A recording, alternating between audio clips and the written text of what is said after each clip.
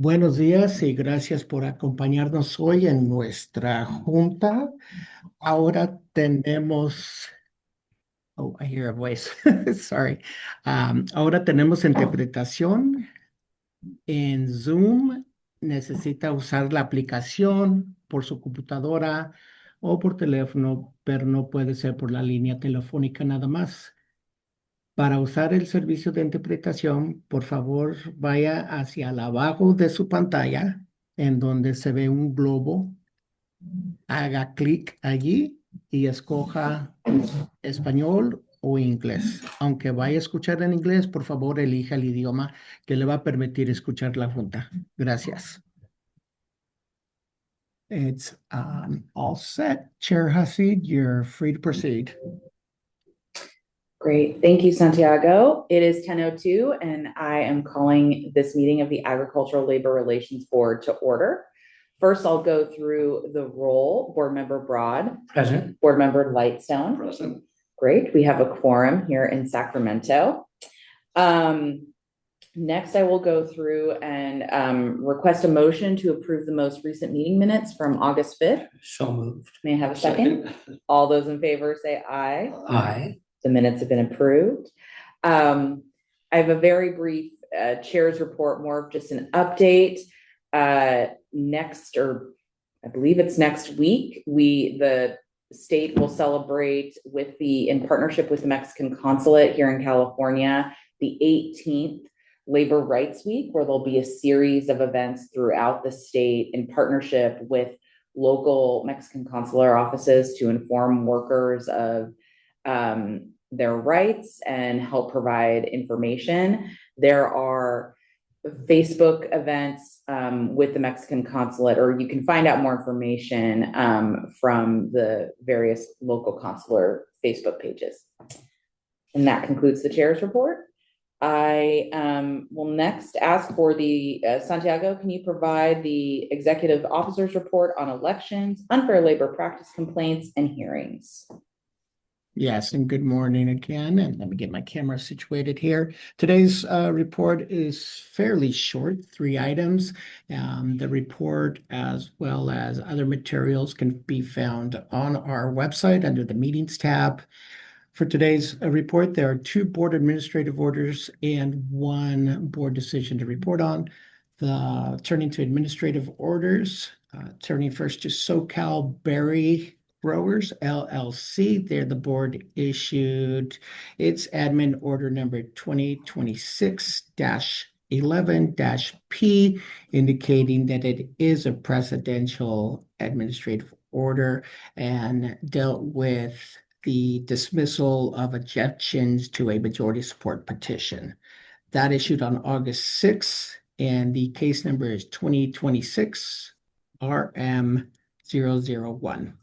Next, Seamist Farms LLC issued on July 27th, also this year, ALRB admin order number 2026-10. There, the board granted the general counsel's request for subpoena enforcement. The underlying case number is 2025 CE045. Turning to the board's decision, Olive Hill Greenhouses, Inc., and the citation is 52 ALRB number 4. And there, it was a decision in order dealing with a mediator's second supplemental report in a mandatory mediation conciliation case. The underlying case number is 2024 MMC002. The board's administrative orders and decisions can be found on our website. That concludes my report. Happy to answer any questions. Thank you, Santiago. Do any of my colleagues have questions? Okay, great. Thank you. We do not have a litigation report or general counsel's report or legislative report.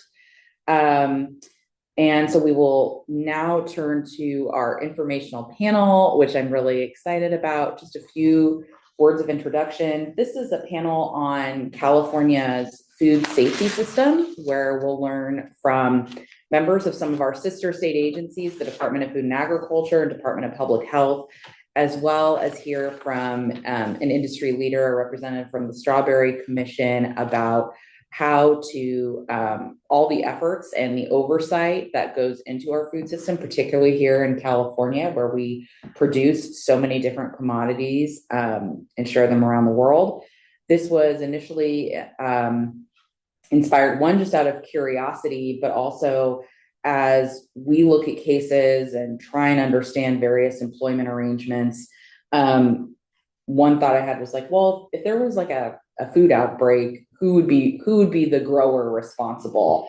When this has been planned for quite some time and well before some of the more recent news about various outbreaks that we've been seeing this summer. So I'm really excited to hear from our panelists and learn more about how this system works. And with that, I will first welcome Dr. Geetika Joshi, who is the Environmental Program Manager for the Produce Safety Program at the California Department of Food and Agriculture. Dr. Joshi, welcome. Oh, excuse me, I am getting a message that our first panelist, I misspoke. Our first panelist is actually Michael Needham, who is the Chief of the Food Investigations and Technical Support Section for the Food and Drug Branch at the California Department of Public Health. Apologies for that confusion. Michael, if Satya and Santiago, you can show Michael on our screen. Yes, working on promoting folks to panelists. It'll be just a moment. Okay, thank you. Hello, everybody. Hi, Michael. Good to see you. Good to see you guys. Glad you can hear me. Are we going to be able to share slides, or are you guys going to do that on your side, or how's that going to work? You can, whatever you prefer, you can share on your side. You have the permissions, or I could do it for you.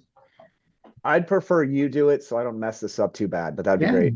No worries. And tell me, I have 3 slides. And what is the title of yours? It should be bright balloon, say Food and Drug Branch. Food and Drug Branch. All right. Hold on just a second while I work on pulling those up. And yes, clearly labeled problems. I'm just looking at file names. Aha, there we go. So share. I believe this is the correct one here.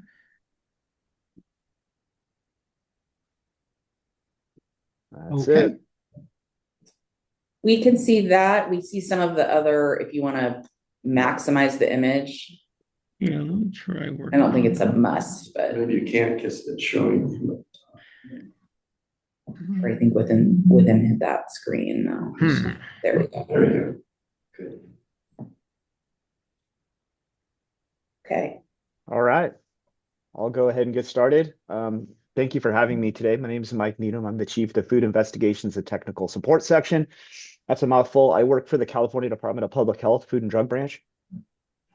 I've been here for 25 years almost. I started at the bottom here as an investigator, doing investigation work associated with foodborne illness outbreaks, inspectional work, and things like that. Next slide, please.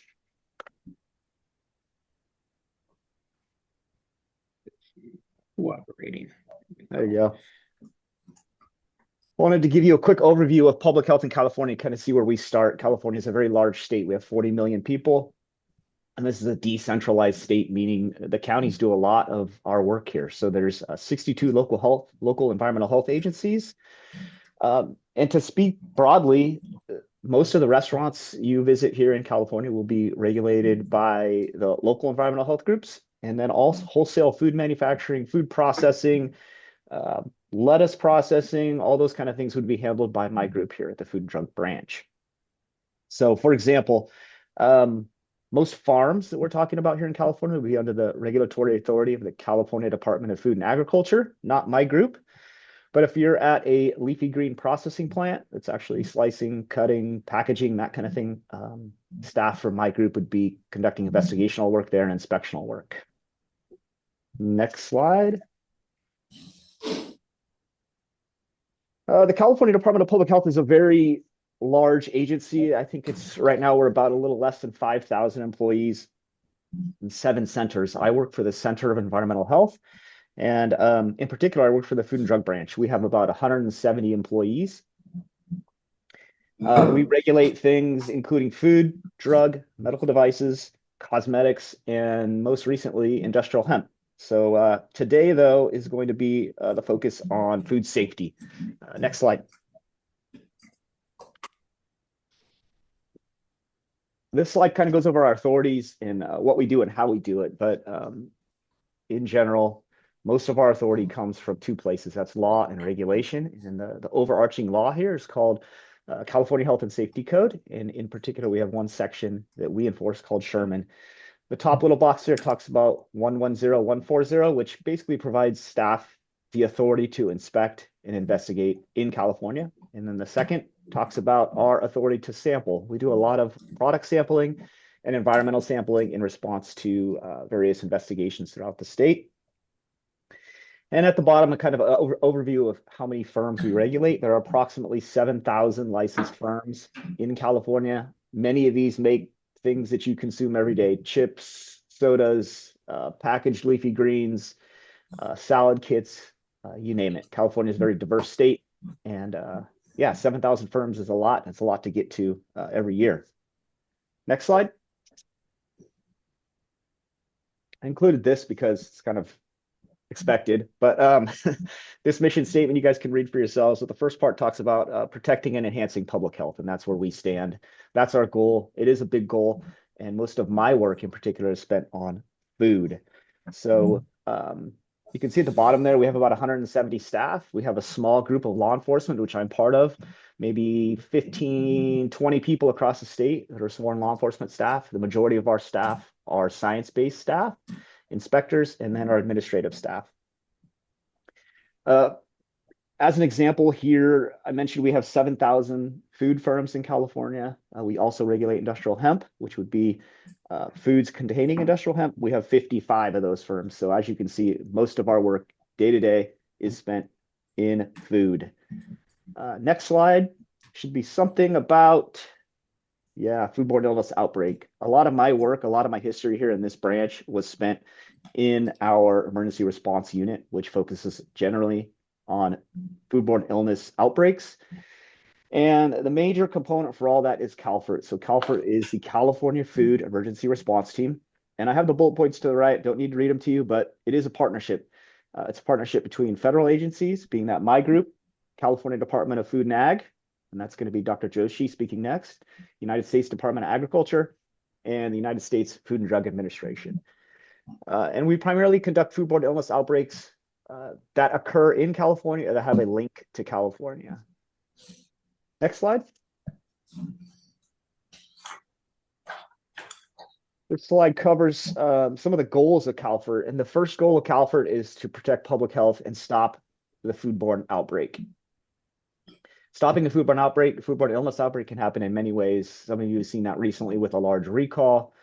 Sometimes the state of California, my group will issue a do not consume order when the firm refuses to recall. We're basically trying to stop the outbreak once it's started, which is often difficult to do. The 3-legged stool on the right is kind of your typical picture of how public health works. So we've got epidemiology there. Epidemiology in California is case finding. So local environmental health will find a case that's confirmed ill with, say, cyclospora, contact that person, find out where they ate, when they ate, who they ate with, and kind of try to figure out how many cases we have linked to a particular food item. The second leg there is environmental health. That's my group here. We do the environmental health work. That could be traceback work. So actually figuring out where the food came from, tearing down a package of salad to figure out where each individual ingredient came from. Environmental assessment work. So that could be at a processing plant, or it could be actually in a field, in a produce field somewhere. And then we have the laboratory leg. Each of those laboratories that are involved could be a state or federal laboratory, and that's where we send all of our samples for testing. So if we're looking for a particular pathogen in a swab, an environmental swab, or actually in produce. As you can imagine, the whole point of a 3-legged stool is that it's every leg is dependent on the other. So this is a system that we built, and it seems to work, and we hope it continues to work. Next slide. CalFORT's been around a long time. CalFORT started a few years after I started here in about 2002, 2003 is when the idea came to fruition, and it basically expanded from there, especially after the 2006 spinach outbreak. That was an E. coli 0157 outbreak, as many of you are aware of. It does a lot of things for us with this joint partnership between us, CDFA, and FDA. But I think the top bullet point there is most important. That's increased efficiency. This allows a group to show up on site, often composed of state and federal regulatory agencies, and do the work at one time and do it quickly and try to figure out where we need to go from there. So I think that's the most important part about CalFORT. We're still operating under the same principles, still doing the same thing, just kind of in a modified sense as we continue to learn. Next slide. I put this slide here because it's new. All of you are well aware of this. It is a big deal for us in the state of California and throughout the United States. Since May 1st, 2026, we've been following a rather large cyclosporiasis outbreak.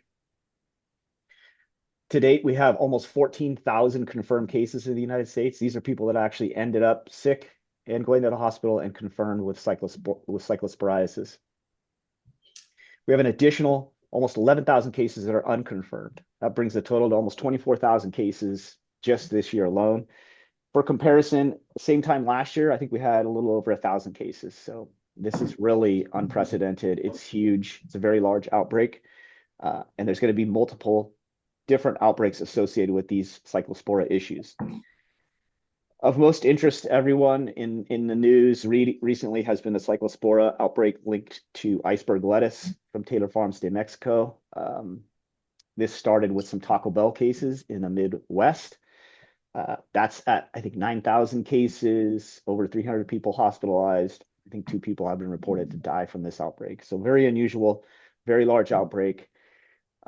Interestingly, though, that particular outbreak has not affected California. You could see the case count map on the left and the product distribution map on the right. The Western United States has not been exposed to this simply because the distribution of these particular products.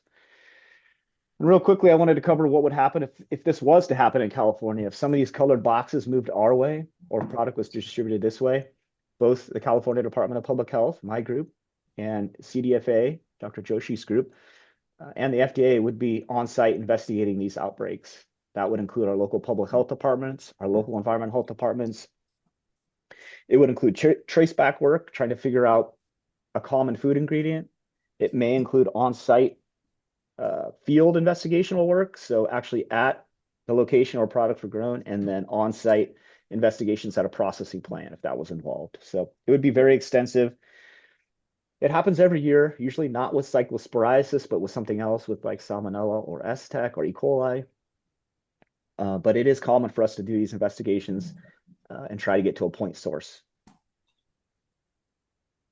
And I think that closes out my slides. I think that's a good transition to Dr. Joshi. Thank you so much. I know folks will have questions, Sure. but we'll move through the panelists and go forward. Welcome, Dr. Joshi. Hi, good morning. I'm Geetika Joshi. I'm with CDFA's Produce Safety Program. I will just quickly share my slide deck here. And if you could give me a little thumbs up to make sure I'm sharing the correct screen, I would really appreciate it. Great, thank you. We got it. Great. So as I mentioned, I manage CDFA's Produce Safety Program. This is a program that's housed in our Inspection Services Division. And before we get into the details of the program, it's just something to always keep in mind that California is a very high agricultural output state, right? We grow over 400 specialty crops in California, which is a little over 1/3 of the country's entire supply of vegetables, fruit, and nuts. These are kind of important in the context of produce safety because a lot of these specialty crops are consumed raw or are considered as raw agricultural commodities, and therefore they're under the purview of the federal produce safety rule. I'll talk about that in a second. But in California, we also have big dairy industry, dairy products, milk, cattle, and calves are amongst the top 3 valued commodities. And California is the largest dairy producing state in the nation. Almonds, pistachios, walnuts, dairy, and dairy products are our top agricultural exports. And also California is the largest organic production state in the nation, both in terms of number of farms, acres of produce, as well as sales. And what makes California really unique is geographically large sized state. We have a lot of different types of landscapes, which lend themselves to different microclimates and watersheds and soil types as well. And that's what makes it possible to grow so many different types of crops within this one state. But from a systems perspective, it can also mean a lot of different types of challenges for a farm to have to manage, whether it's related to just their production challenges, resource conservation issues, or as we will talk more today, produce safety itself, because maintaining a sterile food safe environment in an open farm is a non-starter of a concept, and that's what makes produce safety really unique in California. So as Mike also talked about a little bit earlier and explained CDPH's role, I had a slide here just to give like an overview that food safety truly is a shared responsibility, and it's handled at federal, state, and local levels across the board. So I will be talking more today about specifically produce safety, which is fresh produce to be consumed raw that is grown on farms. That is under the purview of our program. But the Food Safety Modernization Act, or FSMA, is the larger food safety law that was passed in 2011. And for when it comes to different commodities, the roles could look very different. So it could be under FDA's authority, it could be under the USDA, the United States Department of Agriculture Authority, or joint authority, and it can vary by food product type. So for fresh produce, that's with the FDA's authority. Milk, dairy products, eggs, and meat are often covered under USDA or joint or FDA programs, again, depending on the type of commodity. Implementation and enforcement of the federal food safety laws, which is the FSMA produce safety rule, it can look pretty different in 50 states, despite that there is a standardization and consistency in the federal law. But there's that regional variability. And as I talked about, all the different landscapes and watersheds in California, if we extend that to the entire country, what exactly that food safety and food safety related decision making means on the farm starts to look really different, right? Even though the law is going to look at them under a pretty standardized lens. And as Mike also mentioned, so when it comes to on-farm produce safety in California, that is handled in California at CDFA. Across the country, that could be done by either FDA or various state agriculture departments. And then when it comes to processing facilities, that's usually FDA, state departments of public health, and state departments of ag can also be involved. In California, that's CDPH and Mike's group. So as he was explaining, right, if you have a whole head of lettuce that's being grown on the farm, that's going to be inspected by CDFA in a produce safety rule inspection. That first cut, that's still whole produce. But if that lettuce is then going to go to a facility to be washed and chopped up and put into a bag salad, then that becomes a different type of operation that then falls under the CDPH purview, right? In addition to the government programs, there are also, these are kind of, think of a produce safety rule inspection as the legal requirement and baseline that all covered produce farms have to go through, right? But just given the scope of California's produce industry and the impact overall on the market and consumer mindset, there have been a variety of different food safety related audit and certification programs that also exist. And a lot of different, California farms and commodities, some of them have their own programs, such as the Leafy Green Marketing Agreement program. That's a private-public partnership program where, you know, it's an industry program, but the audits for LGMA are actually conducted by CDFA auditors. They're in a different group than the produce safety program. And then there are also private audit programs as well. And the difference between an audit program and an inspection is that an audit program is voluntary, and usually a farm is paying to participate in that audit program, and it gives them like an audit result, pass, fail, or certification, and that's usually really important in how they kind of manage their relationship with their buyers and their retail, you know, side of things. Whereas a produce safety rule inspection is a comprehensive snapshot in time. It's not so much a pass fail or something that's meant to be targeted towards like buyer requirements. It's for the protection of public health and consumer public health. And so it kind of establishes that baseline of a farm conducting activities in a certain manner that's expected under federal law to maintain food safety of what they grow. So that brings us to our program, California's Produce Safety Program. So this program was established under a cooperative agreement with the FDA. FDA funds our program, and you know, the cooperative agreements run like a 5-year term at a time. Currently, we are in the second cooperative agreement, which actually have to be extended into the 6th year, and that was primarily related to, you know, some of the federal government administrative challenges we saw last year with the shutdown and such, but that's kind of a unique one-off. Usually it's a 5-year program.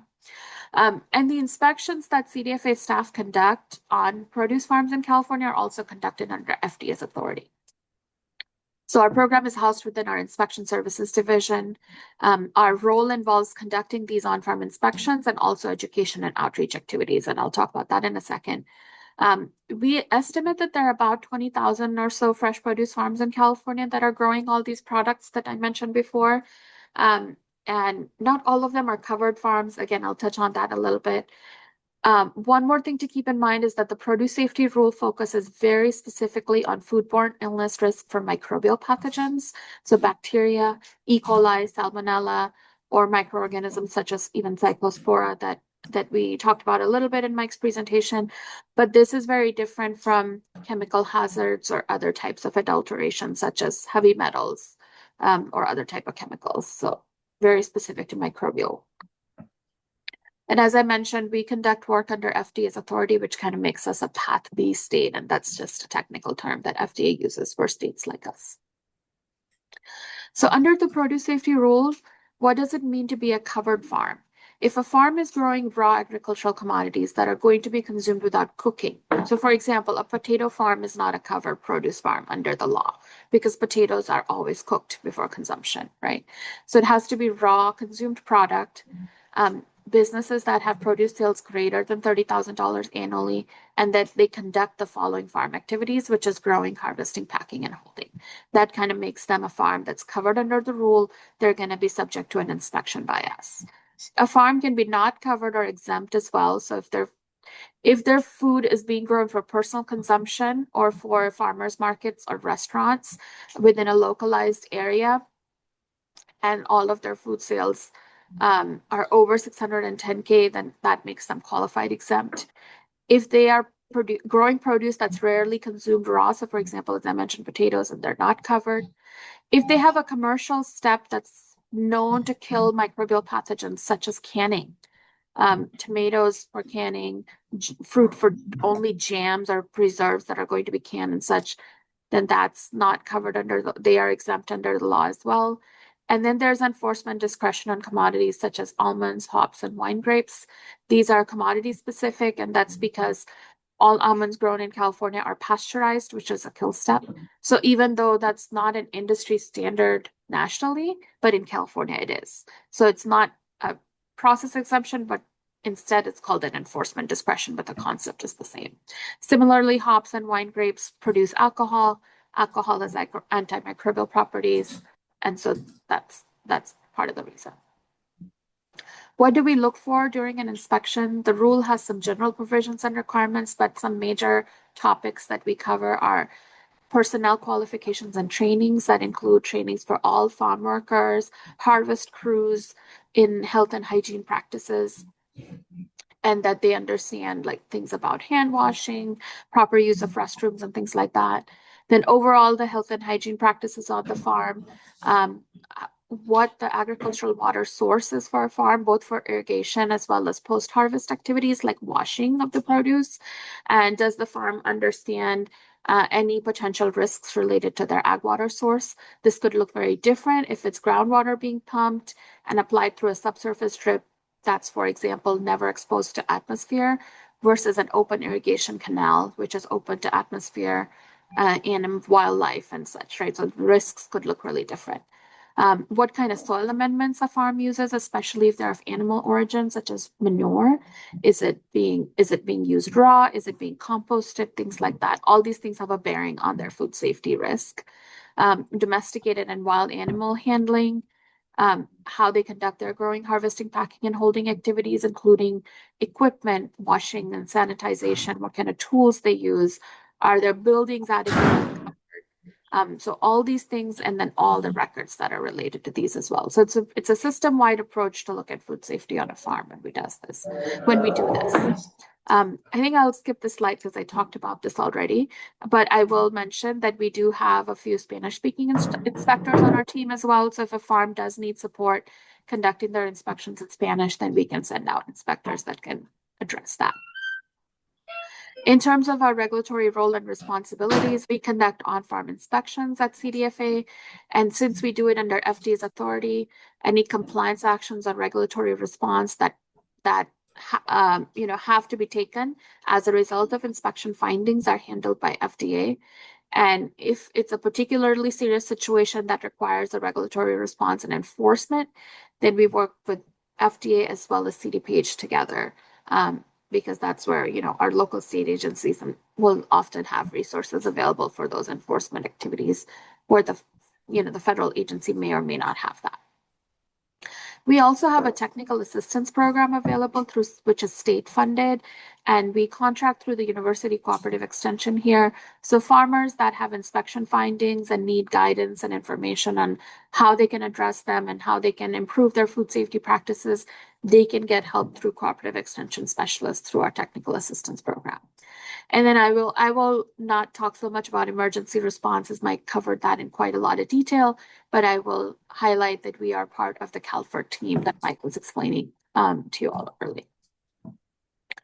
So again, what's the landscape like in California? Like we said, we estimate there may be about 20,000 or so produce farms.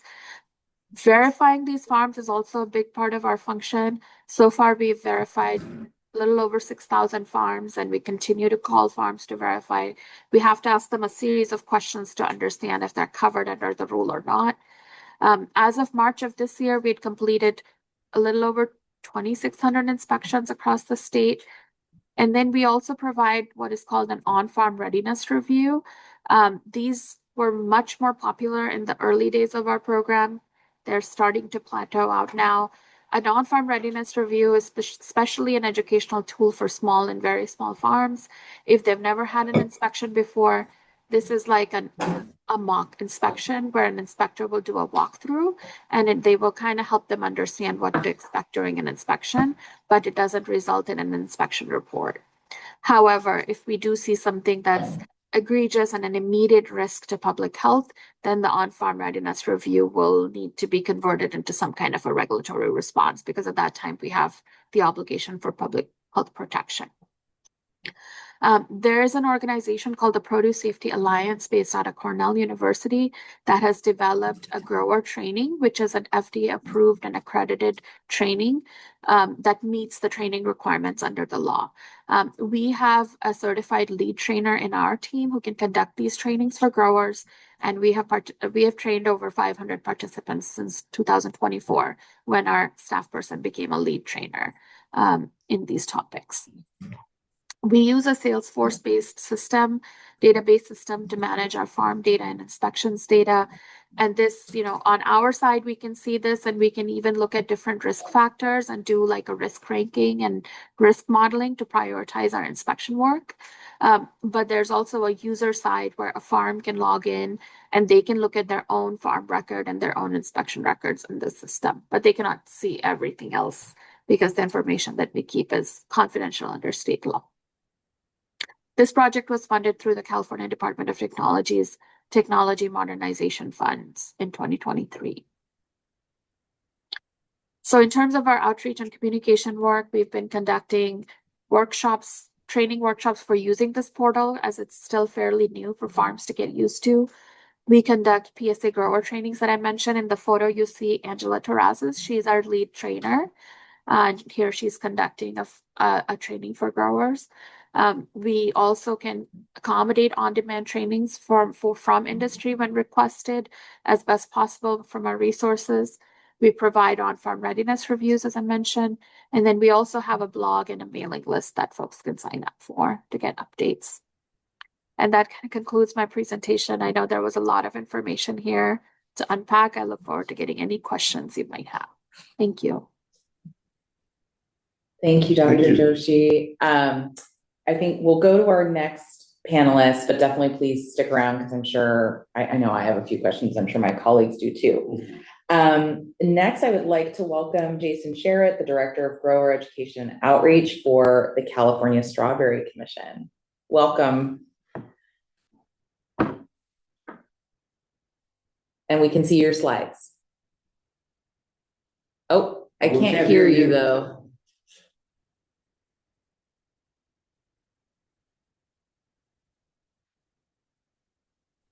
All right, there. I think I'm unmuted now. Let me There we go. re-share this. Perfect. Great. First and foremost, good morning, everyone. Thank you for this opportunity to present. My name's Jason Sherritt. I'm Director of Grower Education Outreach for the California Strawberry Commission. For those of you that don't know the California Strawberry Commission, we are a marketing order, actually under CDFA. And gosh, I think we were established, there's been a commission or association around for strawberries since, I think, 1952. And I think since the early 90s, we've been actually an official commission. And so with that said, I run the Grower Education Outreach Program. We represent about 280 strawberry growers, 25 processors, or I'm sorry, shippers, and about 13 or so processors across the state. So in all our industry, those growers, they manage about 43,000 acres of strawberries out on the coast. Watsonville, Salinas, one of our biggest districts. That's where our main office is. I'm in Santa Maria, sort of the center, and then we have significant acres down in Ventura.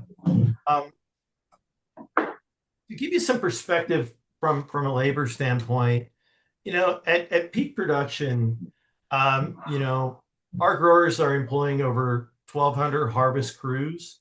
Harvest crew may have anywhere from 25 to 30 or so harvest workers. And on average, around 40,000 harvest workers industry-wide. For every acre of strawberries, you need about 1 to 1.5 harvest workers, but around 40,000 harvest workers statewide. So on those 43,000 acres, kind of put in perspective, our growers and our harvest workers are harvesting around 245 million 8-pound trays of strawberries, right? When you think about that, that's 2 billion pounds of strawberries annually right now. And so I just want to kind of put the industry kind of in perspective for you here. I run the Grower Education and Outreach Program, and we're one of several programs within the commission. You know, the commission also has programs for production research, marketing, public policy, and communications. But within the grower education program, our main purpose, is to provide technical resources and training to increase the success of our farming operations. So under our team, we manage 4 programs: food safety, which I'll talk about in detail today. We have labor management compliance. We have pesticide safety program, and then we also have a production training and services program. So in the food safety program, our primary focus is, we're looking to build a strong food safety culture across the industry. And we do that through education, leadership development, and proactive regulatory engagement. And how are we doing that? We look to build and reinforce those daily food safety behaviors at the crew and supervisor level. We deliver consistent and we develop bilingual training resources that really focus on reducing those harvest-related risks. We build and maintain strong working relationships with our food safety partners, FDA, CDFA, as well as a host of other industry associations where we work together on food safety. What I like to say is that, food safety, there's no competitive advantage for a company to have a better food safety program, right? We really look, at our industry. We have a very tight food safety, group. I manage a task force with all of the shipper representatives, many of the processor representatives, and really, it's incumbent upon our group when we discover something, some way to reduce risk, or some improved practice, we share that, right? And then we also work with our regulatory partners to share our experience on the ground and help to improve those regulations and guidelines that many of those organizations are developing.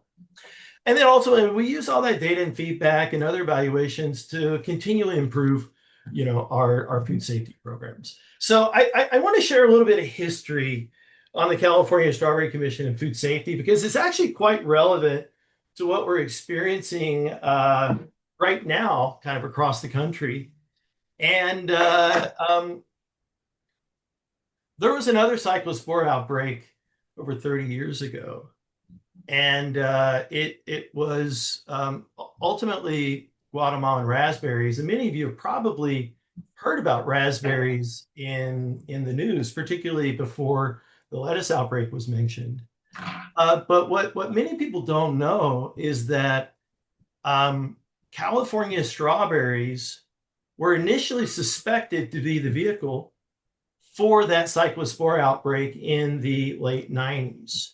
And it went on several weeks. There were front page articles in the New York Times, talking about tainted strawberries, and it severely impacted, consumers' perceptions of the safety of strawberries, and sales plummeted, and our board was really concerned. This is long before what I call the modern era of food safety, which would be kind of post 2006.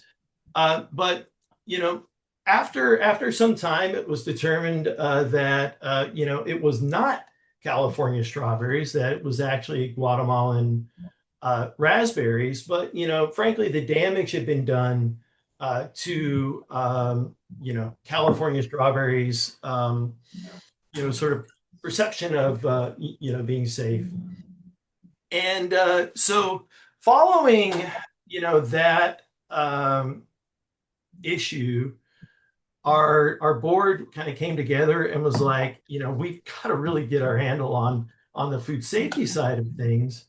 And frankly, I everything was paper-based back then. I've tried to look up all the records on this. It's kind of hard to come by, but essentially the board came together and decided to work with, I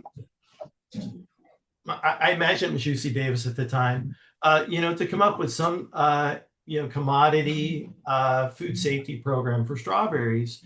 And by 97, they had accomplished that. And we were the first commodity in the nation to actually have a commodity specific food safety program, 90-page document in English and Spanish that covered all the best practices for growing and harvesting and shipping strawberries. And this actually came out almost a full year before FDA kind of released their landmark good agricultural practices guidance, in 98. So, really the strawberry industry and our food safety program, it's been around a long time. And the commitment has been there for quite some time. And actually many commodity groups, including or many other commodities, including the LGMA program that was developed, to some extent modeled the work that the commission had did, years before when they developed that. So, that's just a little bit of the background of the genesis of how the commission began working on food safety. Over the years, though, we have continued to, we conducted an industry-wide risk assessment after the spinach outbreak in 2007. This was a multi-year process that produced another set of guidelines, over 250 pages of guidelines.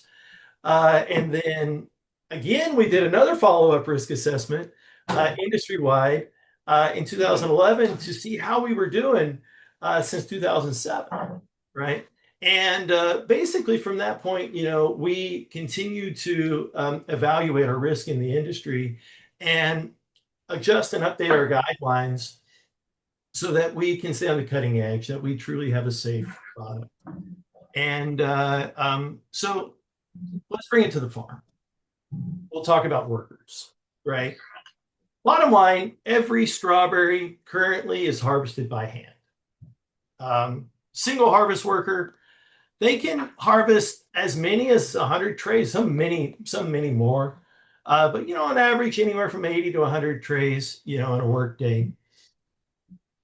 If every one of those trays is shared by, say, 3 consumers, I can eat a whole pound of strawberries myself in just a few minutes. It doesn't take long. But, say it's shared by 3 consumers, one worker in one day could be potentially the last person to touch that food for approximately 2,400 consumers, right?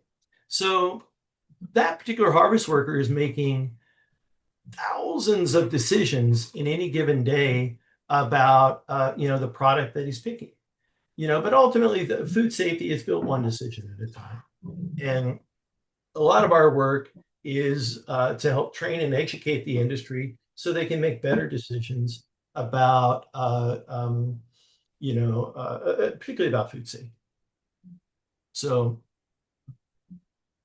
our philosophy on training, basically, we're designing our programs to meet the needs of the ag workforce. Most of our training is focused on the leadership on the ranches. So that is our crew supervisors, our food safety professionals, HR, to name a few.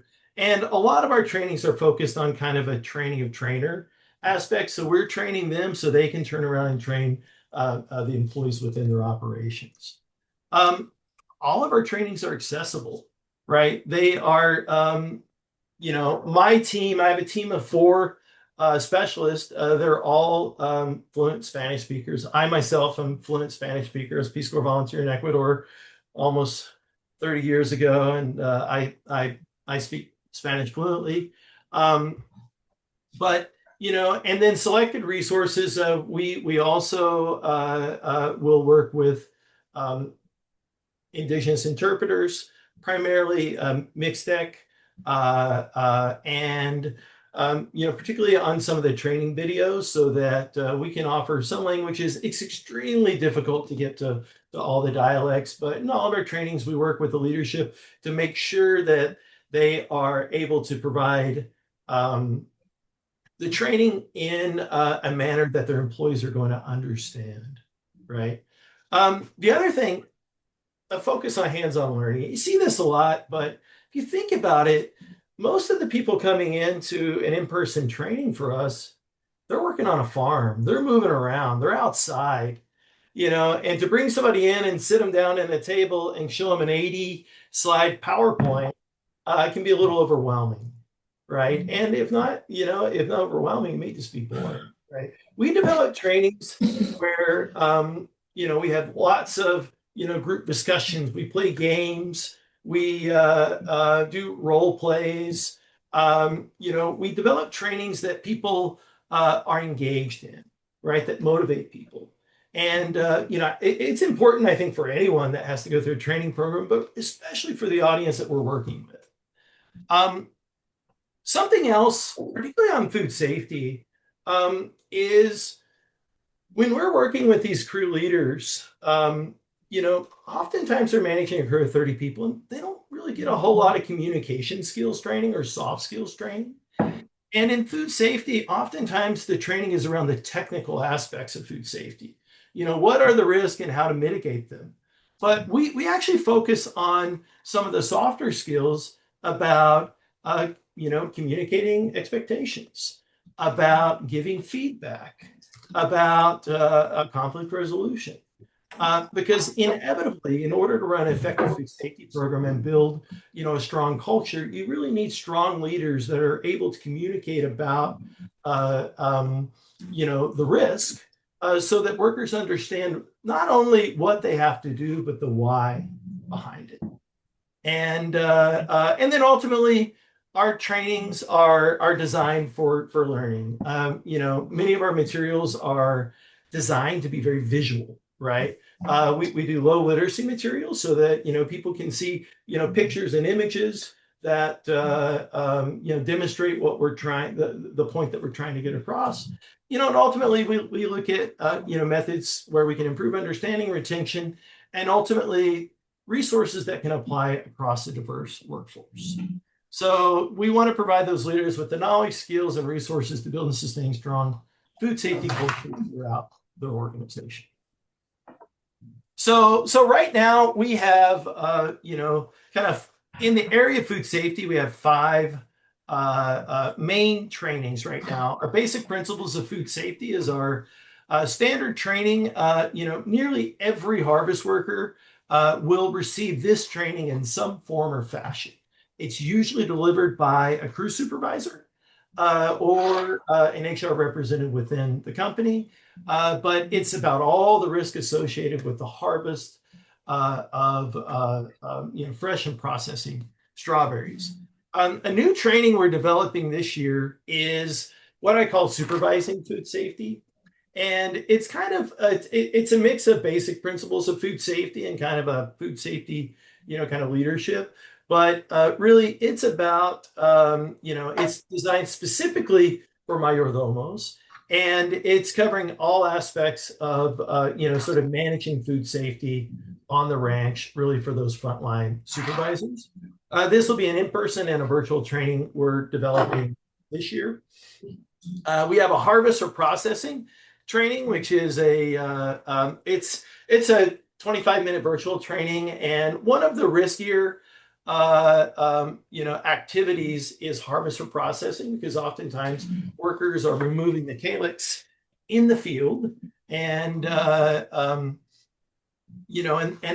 presents a little bit higher level risk than what would be for fresh harvest. So that particular training covers aspects around tools and sanitation and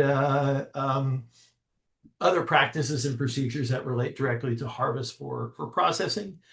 Food safety leadership, this training, it varies year to year. Sometimes we're focusing on effective communication. Sometimes we're doing food safety culture activities, but it's a training usually designed for our food safety professionals or our ranch managers.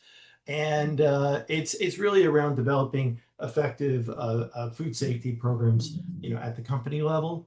And then our organization as well, we deliver the Produce Safety Alliance Grower Training. I'm a lead trainer for that training that Gitika was talking about earlier. And, so far, I think we started these trainings in 2018 and or maybe 2019. And we offer them every year. And we pretty much, we're one of the few organizations as well that does in-person trainings for this in Spanish. Which to get these trainings in Spanish, it's not always easy. And just to put it in perspective, about 65% of all of our growers are, Spanish speaking as their first language, right? So even though many people will speak English, they would still prefer to receive their materials in Spanish. So those are some of the trainings we're doing. We have what's called the CSC Training Hub. We just launched this year, and essentially what it is a learning management system. Because in addition to the in-person trainings that we talked about, we offer dozens of virtual trainings, not just on food safety, but also on labor and compliance trainings, as well as production trainings. And this training hub basically allows every strawberry company has an account, and every company can add all of their employees there. And if they add an email address for the employee, that employee can gain access directly to the system. But you don't necessarily need an email to take a training. You just need to be assigned by your company, and and then they can take these online trainings. But also it is the kind of portal to sign in or to sign up for our in-person workshops.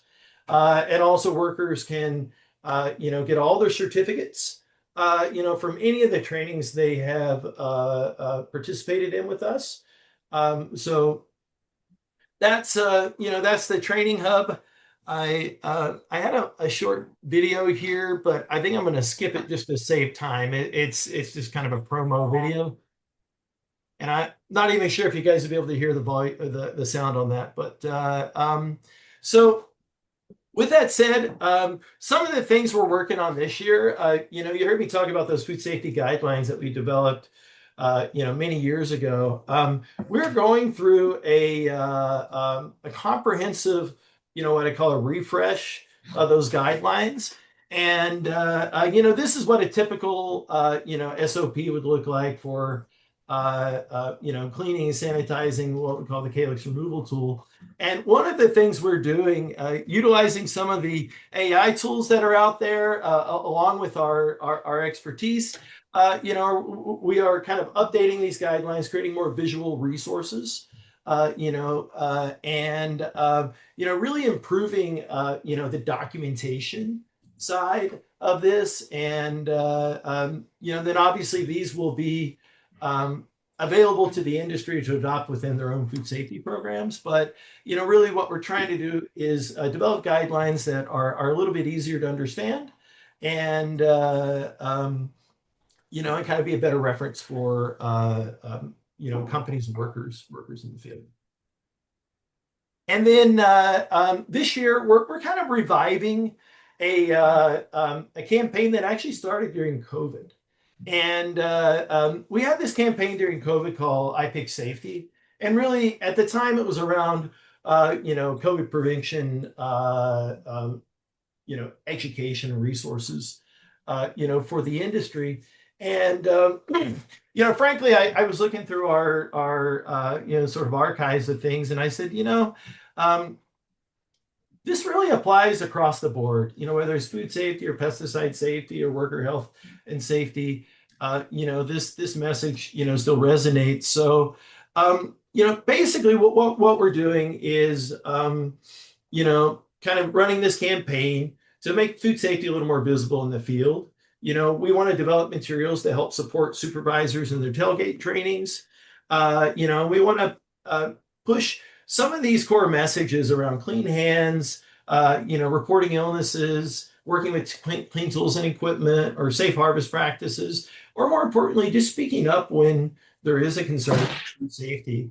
this IPIC safety campaign, we'll develop some crew posters, some rank signs, videos, tailgate training cards, checklists, and stickers and decals.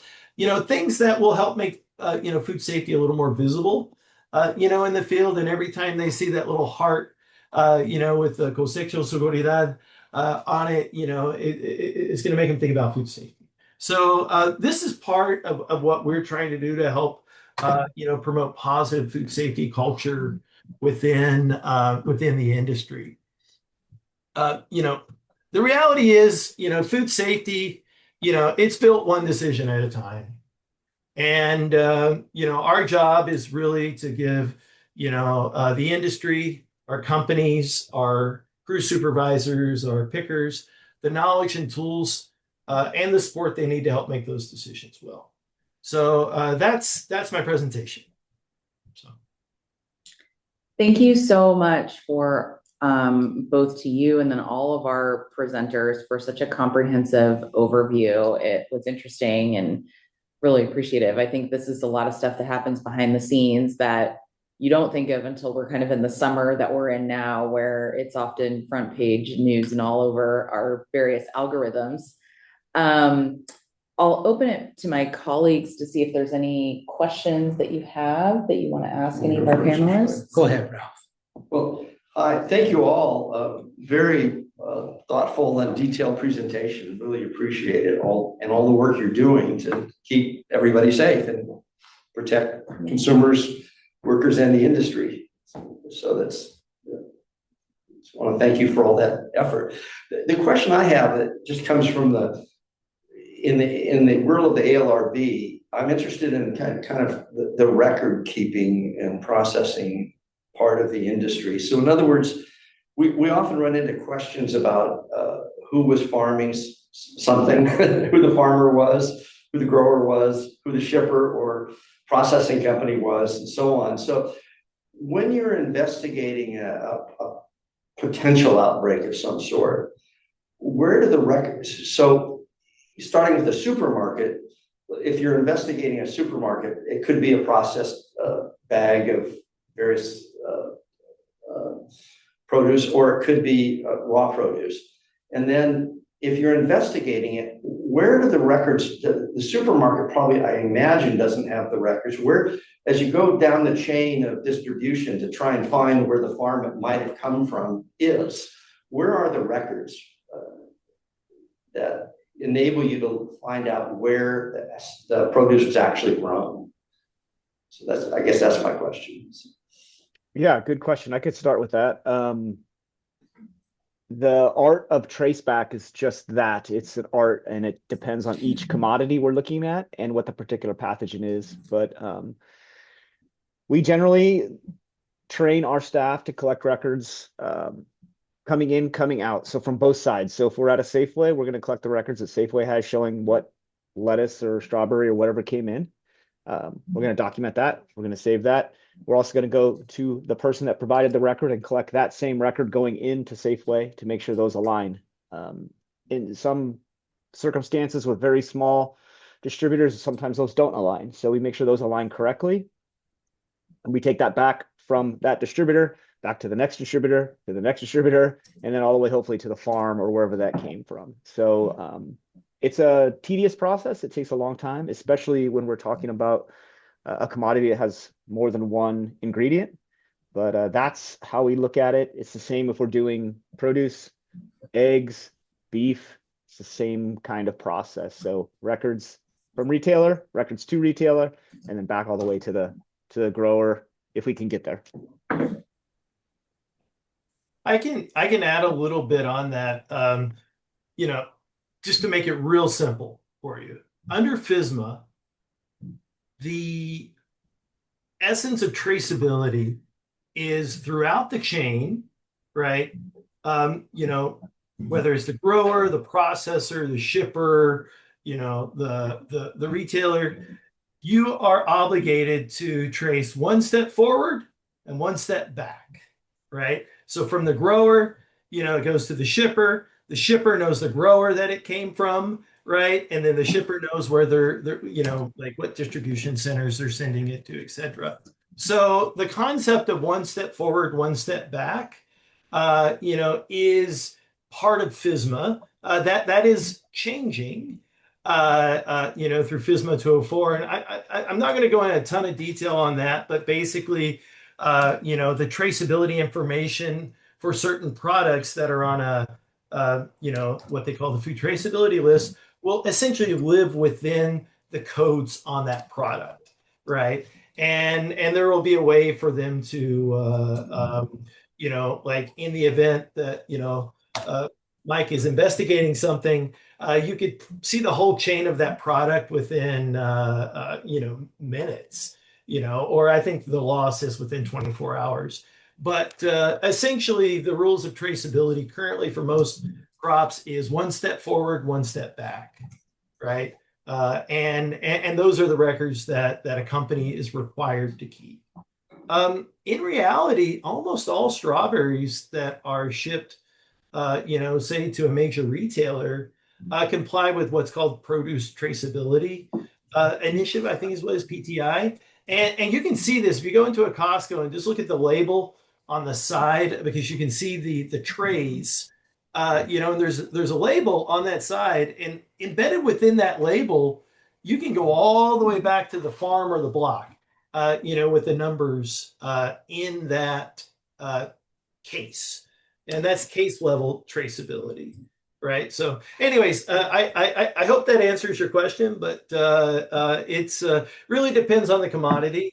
But by law, everyone has to trace one step forward and one step back. So, thank you for that answer. I wonder if Dr. Joshi has anything to add about some other commodities, because I get wanted what to you're saying add, about strawberries. Yeah, something here that is also important, as Mike mentioned, right? Traceback is like it's a real art. It's a science and an art and a social science. And when it comes to fresh produce, an important thing to remember is that it's a very perishable commodity. And a lot of times where there are challenges or gaps in traceback, actually it may not even be at this stage of traceability, because once we get to the traceability point, you can go down to the lot on a ranch where the product came from. But many times on the front end, right, how this happens is somebody gets a foodborne illness. Sometimes the foodborne illness will resolve in a day or two. You might not even go to the doctor, right? If it persists, that's when people will usually go to a doctor, and a doctor will usually do a few different things until they get to the point of testing for a parasite such as Cyclospora.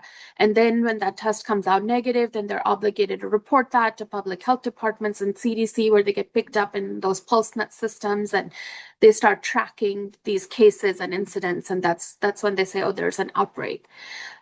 If you think about the time that has passed in that process, right? By the time now that sick person is contacted by a public health worker to try and say, okay, what did you eat? What happened? Is it still in your fridge? That bag of produce may not be in that fridge anymore to be able to find out that lot number. Or something like Cyclospora has an incubation period of up to 2 to 3 weeks, even before any symptoms show up. By then, you've long forgotten what it was that you might have eaten, right? So those can sometimes become a big part of the challenge. So there's the food supply aspect that both Jason and Mike covered in detail. And then there's this front end aspect of, right, when someone gets sick, like, how do you actually get that signal? And then where do you start from there to figure out, because those people, they may have their grocery store receipts, which is great. They may not.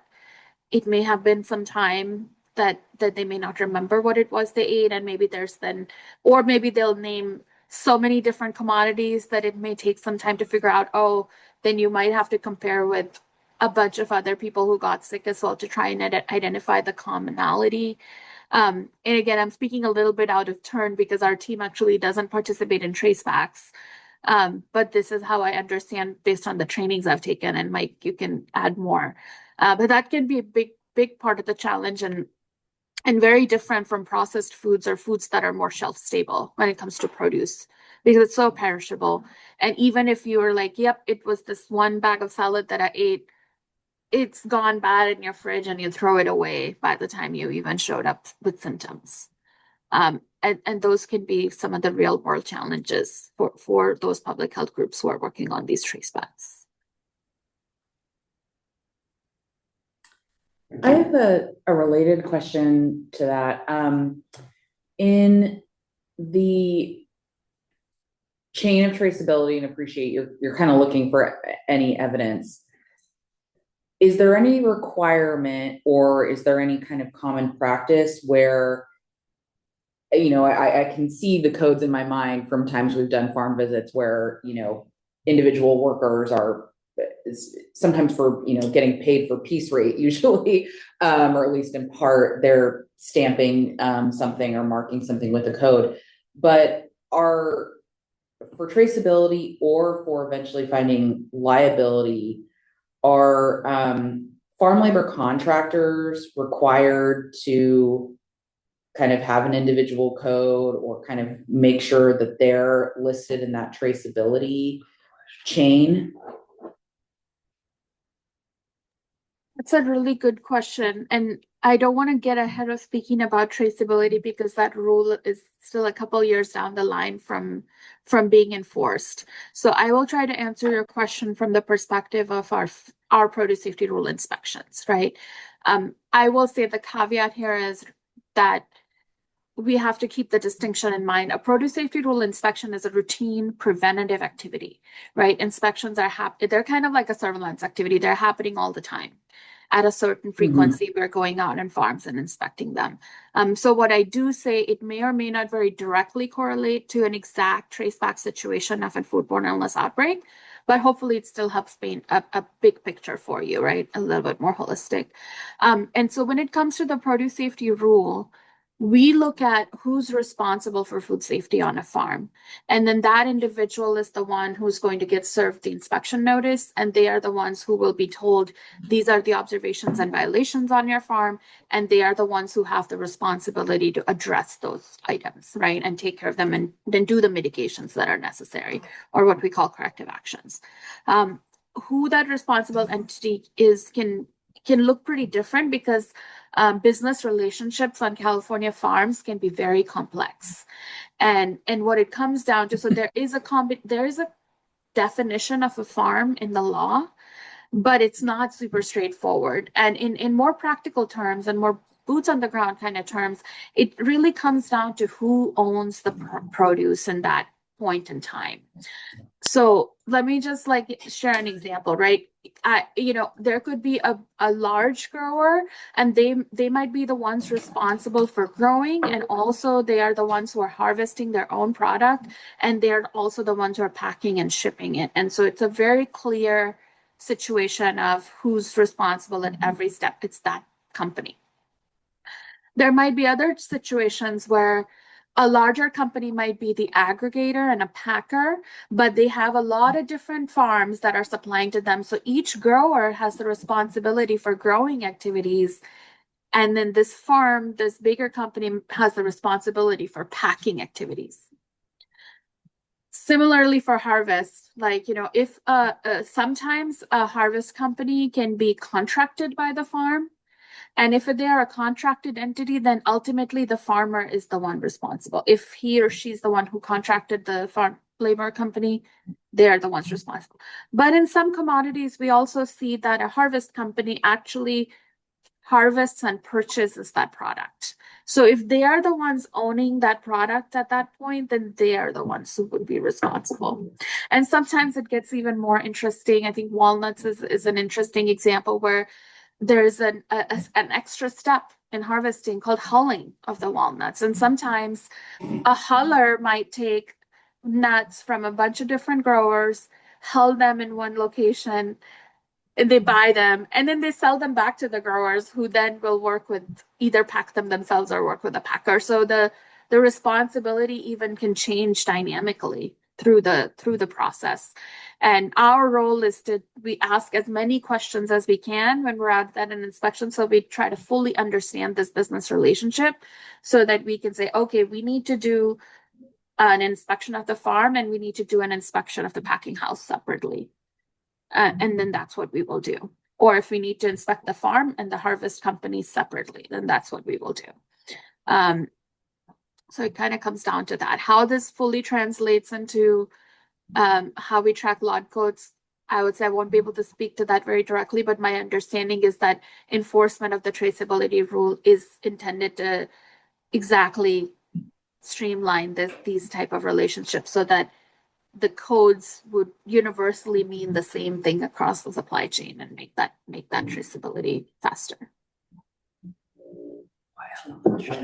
Oh, that's spurred, yes, Barry. So,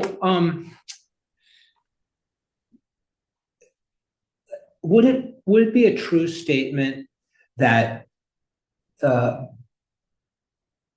going back to the root cause of these kind of pathogen outbreaks, the root cause is poor hand sanitation and poor equipment sanitation? Is that really most of the problem, or a lot of the problem?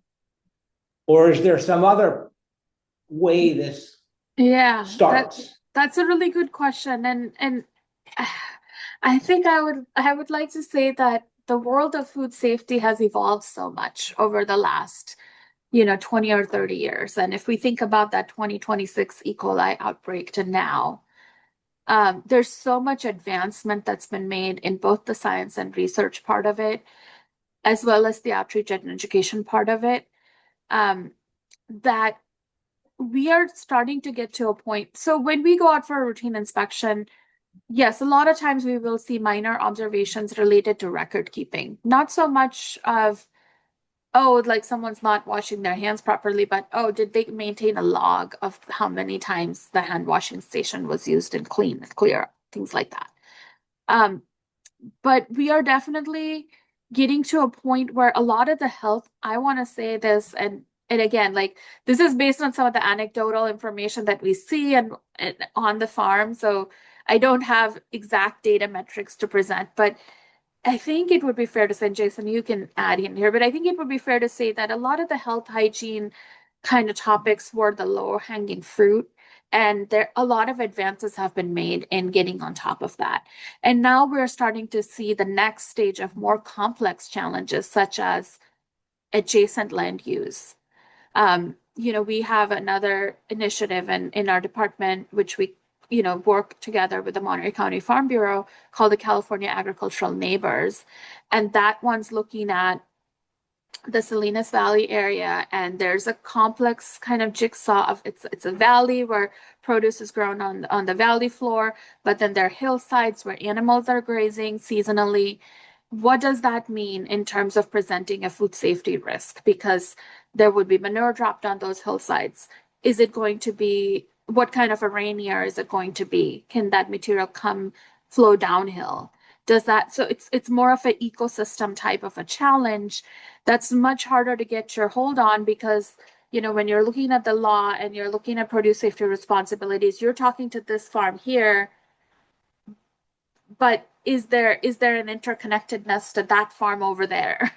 and or some other type of land use, right? It could be a wastewater treatment plant, it could be a landfill, it could be just residential areas and close proximity to farms. Like different types of land uses have different food safety risks, and those food safety risks also affect different commodities differently.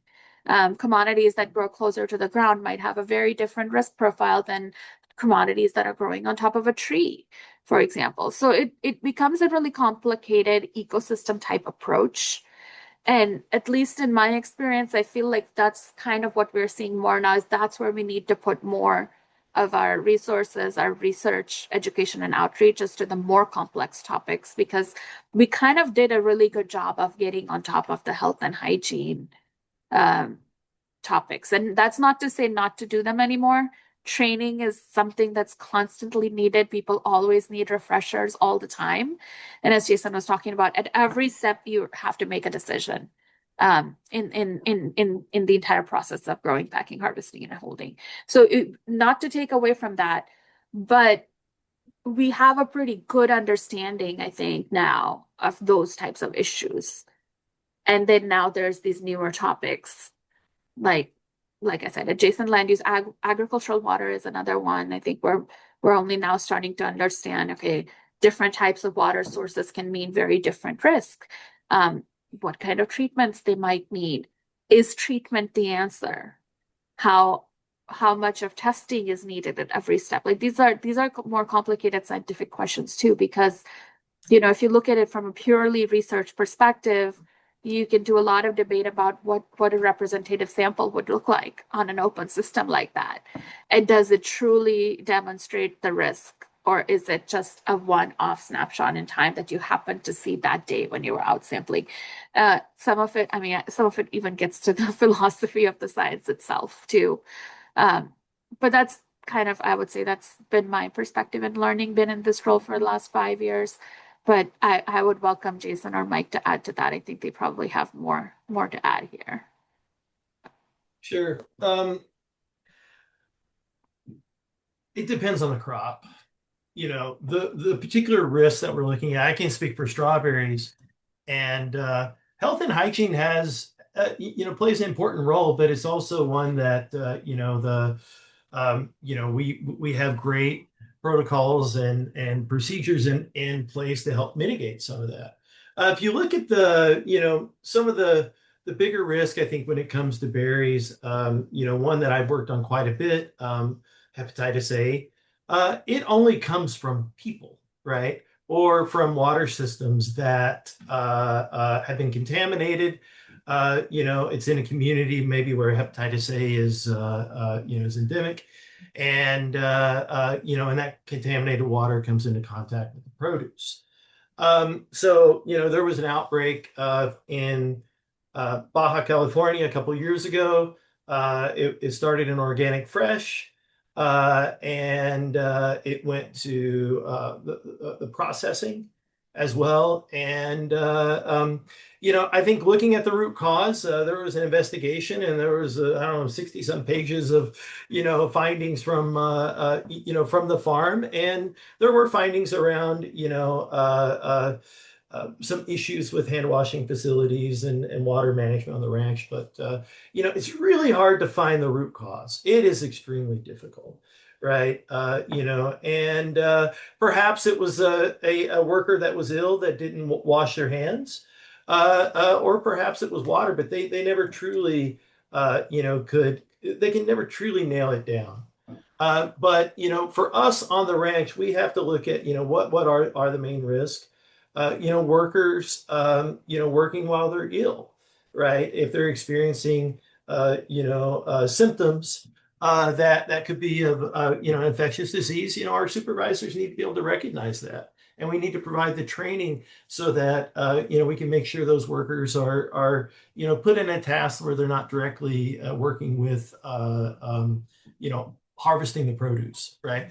And that comes with training. It's not easy because we're not doctors either. So it's but with that said, the risk, whether it's the hand washing, or health and hygiene, it really depends on the crop you're talking about. Particularly in strawberries is one we focus a lot of attention on.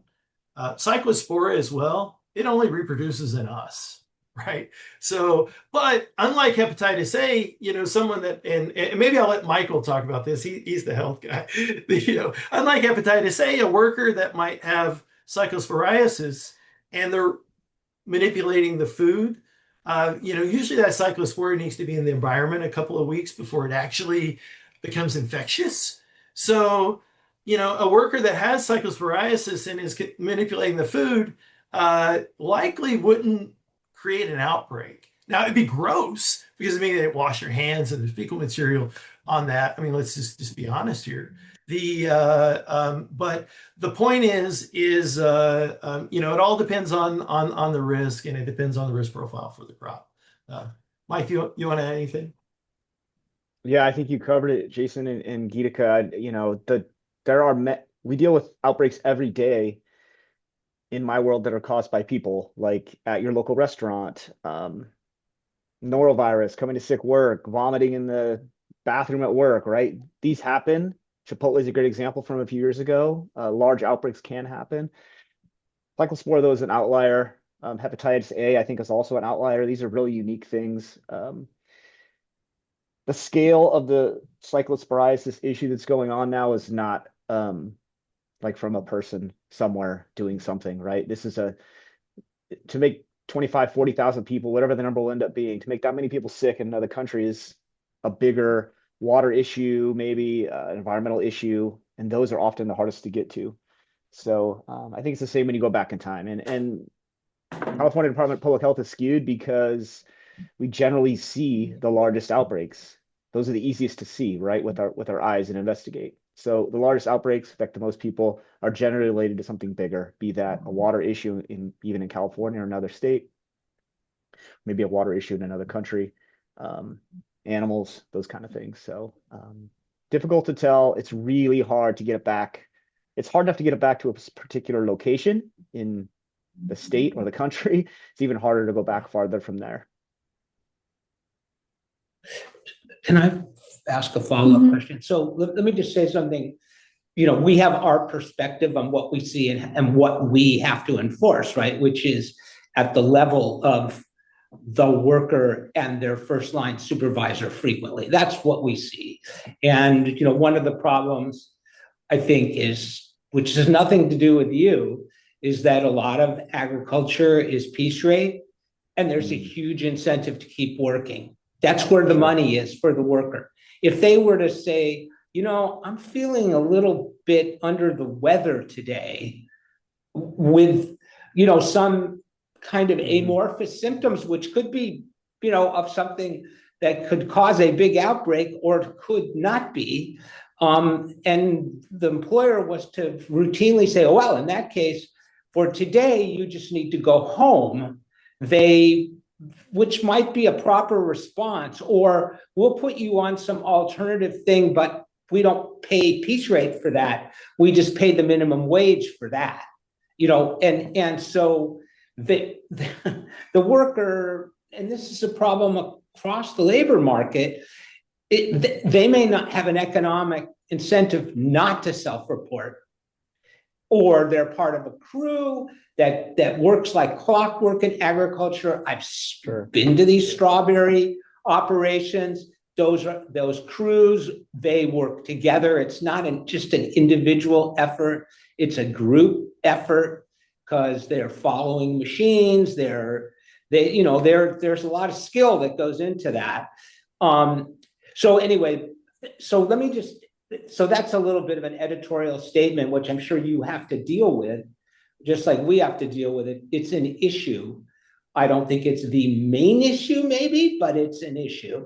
But the other question I have is, okay, when we go do these tours of farms, we see streams of water flowing through that we don't know where they start and we don't know where they end, whether they're natural creeks, if you will, or if they're irrigation sluices or canals or whatever you call them. But they're moving pretty slow and the water is not crystal clear. Do you have the jurisdiction to look at those water sources? Because you mentioned that they could be contaminated, or is that somebody else altogether? I mean, I could start, I guess, and I will speak strictly from the perspective of outbreak-related work. We have tested a lot of water samples on many different fields, and it's very difficult to find the pathogen you're looking for. We can find pathogens. For my group, as a law enforcement group, we need to find the pathogen, be it the same genetic link, which is almost impossible. It's been done a couple of times. I think I probably should leave it at that and push it over to Geetika, maybe. Yeah, I mean it. So first of all, right, it really, when we are out at an inspection, that's why we'll see something, we'll ask a lot of questions because we want to know what is that, and does the farmer understand what that is, and do they understand what that risk could be? Because that may or may not actually be their water source, right? It could be an irrigation ditch. It could be like where the runoff is going. Or it could just be a seasonal thing that is not dependable as a water source. So it just exists, but is not being used in that manner. But as part of the produce safety rule inspection, there's something called an agricultural water assessment that the farm has to complete, right? So they have to kind of do a comprehensive review and analysis of like, what is my water source? What type of irrigation system they use, how often they inspect their irrigation system. They have to make sure that there are no leaks in their pipes, that their wells have like, they have backflow prevention valves and all kinds of things that help with essentially preventing contamination. Sometimes we've seen, certain types of agricultural wells could have, some of the valves may have a cover that birds can still get under it and things like that. So we'll usually look for those types of things and we will point those out to the farm when we see them. So yeah, it's kind of hard to say just looking at a farm saying, oh, there's water over there and it doesn't look clean, but it's more like, what is your source of water and what do you know about it? And they have to get, when they initially establish now, and this is a recently finalized part of the rule, so we're still encountering a lot of farms that are being inspected for the first time for agricultural water. And they have to do, for example, to set a baseline to do like 4 water tests in a year, and then they might have to test them annually thereafter. So then they have to maintain those records and show them to us. So it's really like a more comprehensive picture, and there's lots of different parts to an ag water assessment that basically they have to do and then document that helps demonstrate to us that they have a pretty thorough understanding of where the water is coming from and how exactly it's being used for different steps of the growing process. And that they should be able to demonstrate that understanding to us in that process. I don't know if that helps answer your question, but that's kind of how it's looked at. No, it's very helpful. I just want to say that this is really a great day from my perspective in terms of learning about the things that relate to our work. And I think there are things in our work that probably relate to you because we're all working around labor practices that have an impact. But so I really want to thank you for, being here and, answering these questions. Maybe they're dumb questions, maybe they're good questions, but they're great questions. I'll give you another example. Like we might even look for something like if they're portable toilets for the crew, right? Is it really close to the water source? Is it hopefully not uphill of the water source? Like even those are types of things we will pay attention to and ask questions about. Because that can be part of your overall. I mean, not only do we have the authority to talk about the portable toilets themselves under the produce safety rule, but then also it can be part of an ag water assessment depending on where they're located. My colleague has a question. I'll ask the last question and then we will open it up for public comment because I want to thank our interpreter who's been working hard. We want to make sure we give her a break, and given that we're getting towards the lunch hour, we'll start to wrap up. Thank you. I'll try and be brief. What I'm hearing about the issue of water, I think, at least in my experience in talking to growers and touring their farms, is they're very cognizant of that risk and very thoughtful, very aware of that problem. And so that's consistent with that. I have one more records question for you, which is, so if you've got a packer or a wholesaler that is taking ownership of a commodity, raw produce from multiple farms and then selling it, and you're doing an audit of that broker or packer, does the packer, are they supposed to, under current practice and law or under insurance requirements, I don't know, do they have records of all the farms they're purchasing or taking produce from? Do they have records on site, the packer or the broker?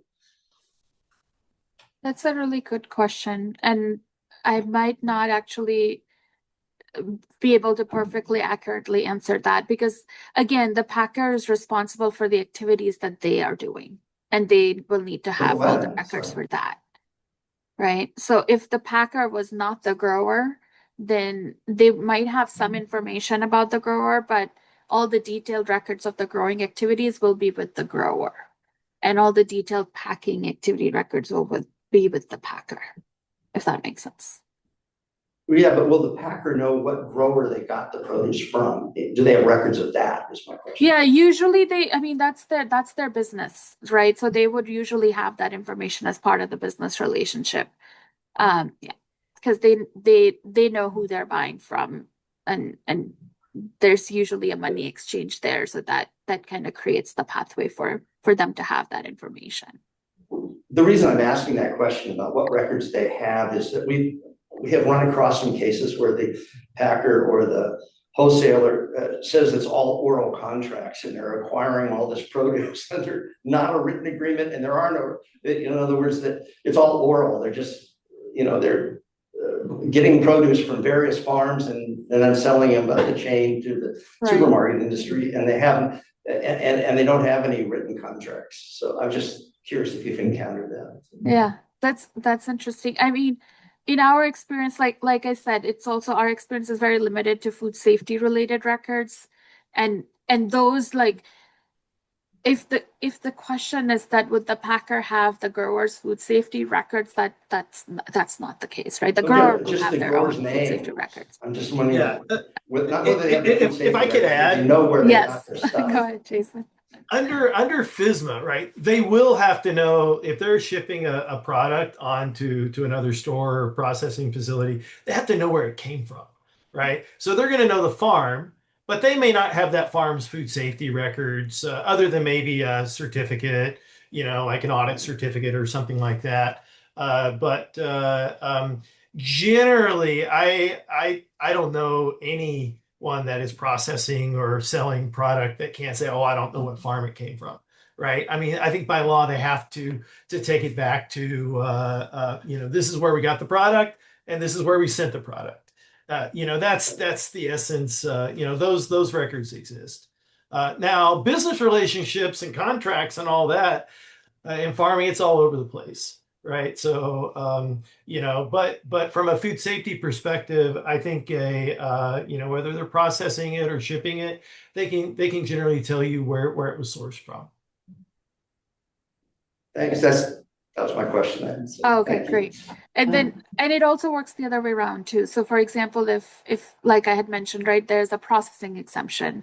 So if a farm was producing products for a processor who's gonna do canning, which is a scientifically valid kill step, so the farm wants to be exempt from an inspection in that case, right? Because they're reducing their risk at that level. So the processor might give the farm a letter saying, yes, like I something like, yes, we take this farm's product and it undergoes this process, and these are the this is the thermal step of the process, and it kind of documents that.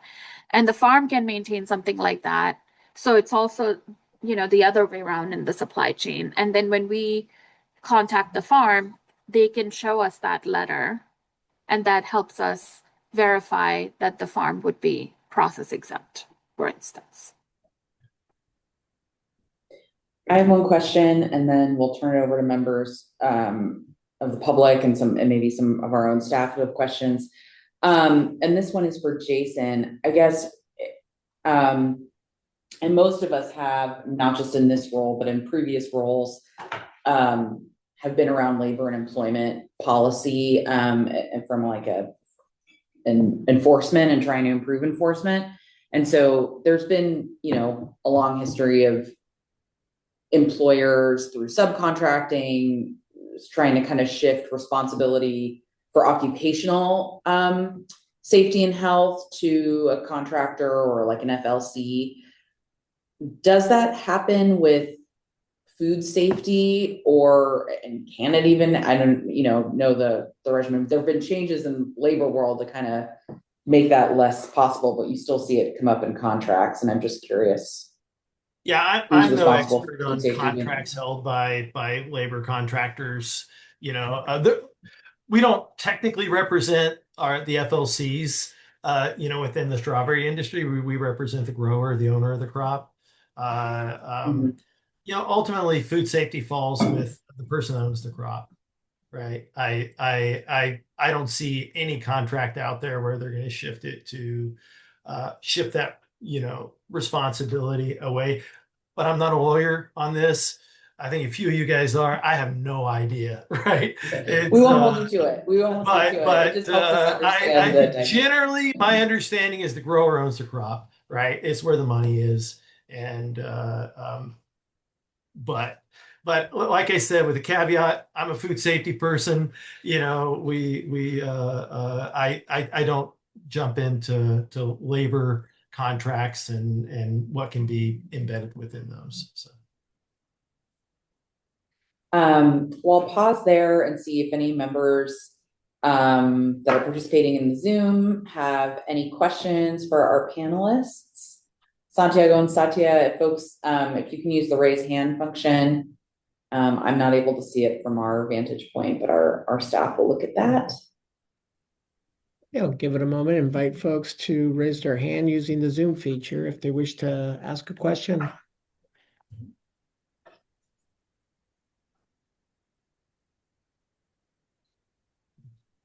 I do not see any hands raised. Okay.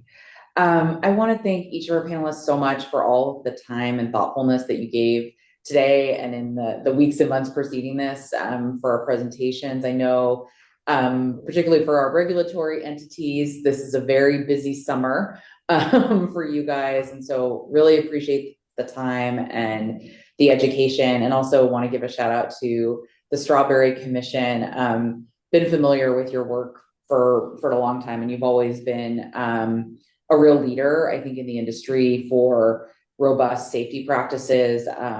Previously, I've been more familiar, from a Cal OSHA perspective, and we're really such a leader during COVID. I know many of us, even from a regulatory standpoint, were looking at your materials because they were so well done, and you guys really led a model safety program. So thank you all. Really appreciate your time. I'd like to join in. Thank you very much for Thank you. all your work. Likewise, thank you. Thank you. Yeah, thanks for having us.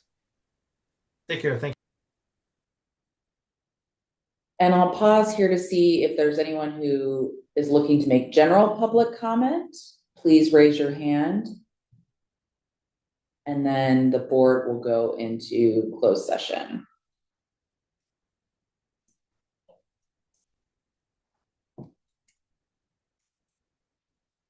There are no hands raised. Okay, all right. The board will now recess into closed session, and for interpreters, we only have kind of adjournment after that. Feel free. Thank you so much for your help with us today. Thank you. 2-1, now recording. Good afternoon. It is 12:35 p.m. and the board has returned from closed session. For announcements, our next board meeting will be on Wednesday, September 2nd. And that concludes today's board meeting. Thank you.